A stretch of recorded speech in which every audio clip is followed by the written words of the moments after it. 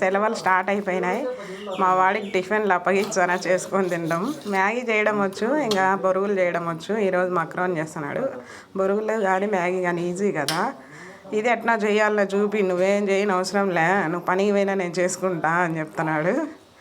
మొత్తానికైతే ఇవి ఉడికించాడు. ఈరోజు మొత్తం ఓన్గా అన్నీ చేసినాడు, కట్ చేసుకున్నాడు. తర్వాత వేస్తున్నాడు అనమాట. టిఫిన్ తిన్నారా ఫ్రెండ్స్? టమోటా వేయరా.